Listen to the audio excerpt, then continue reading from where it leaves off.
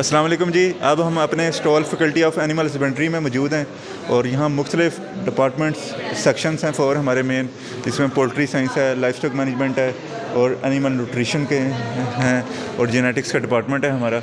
और इसमें हम मुख्तलिफ डिपार्टमेंट्स को एक्सप्लेन करेंगे, उसके बारे में आगाही हासिल करेंगे। और सबसे पहले हम इस तरफ चलेंगे जी। तो दोस्तों, सबसे पहले हम मूव करते हैं, हमारी फैकल्टी की एक इन्वेंशन है detection of adulterants in milk. इसके लिए हमारे साथ मौजूद हैं principal investigator doctor Subtan Ahmad, assistant professor institute of animal and dairy sciences, हमारे हरदिल अजीज़। आए हम इनसे बात करते हैं। अस्सलाम वालेकुम सर। जी वालेकुम अस्सलाम। सर आप कैसे हैं? अल्लाह का शुक्र, आप सुनाएं। अल्हम्दुलिल्लाह सर। सर हमारे नाजरीन को ये जो हमारी एक इन्वेंशन है detection of adulterants in milk, इसके बारे में कुछ अवेयरनेस दीजिएगा। अच्छा, ये पहली बात तो ये कि लफ्ज़ इन्वेंशन इसके लिए एक दुरुस्त लफ्ज़ नहीं है। ये ऑलरेडी, क्योंकि ये बायोकेमिकल टेस्टिंग बेस्ड ये किट है, तो ऑलरेडी ये टेस्ट, इसका मतलब ये कि ये रिएक्शंस पहले से मौजूद थे, सिर्फ हमने उसको एक प्रॉपर फॉर्म में लेके आए हैं, उनको टेस्ट करके मिल के ऊपर चेक करके जो है इसको हम एक बाकायदा कमर्शलाइज फॉर्म में लेके आए हैं। अब इसमें सबसे बड़ा मसला ये है कि आपको पता है दूध हर घर की ज़रूरत है, रोज़ाना के एतबार से दूध घरों में जाता है, लेकिन क्या वो दूध जो है वो किसी किस्म की मिलावट से पाक है या नहीं है।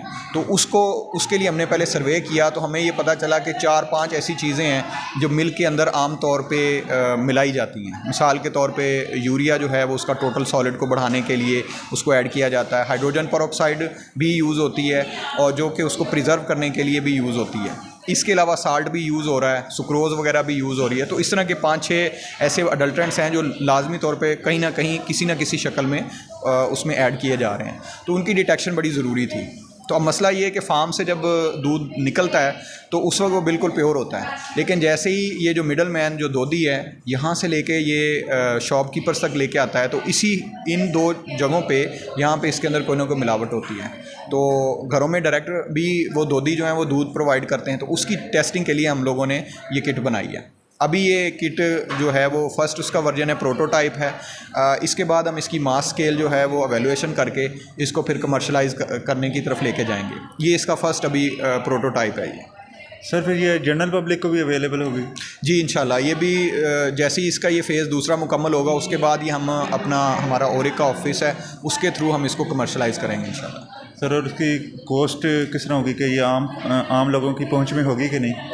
नहीं, आम लोगों की पहुंच से मतलब ये है कि इसमें अब यूँ कहा जा सकता है कि अगर प्राइस के हवाले से देखें तो केमिकल्स इस ख़ास तौर पे पीरियड में जिस तरीके से डॉलर की प्राइस में फ्लक्चुएशन है, केमिकल्स की प्राइसेस में भी बहुत ज़्यादा फ्लक्चुएशन आई है।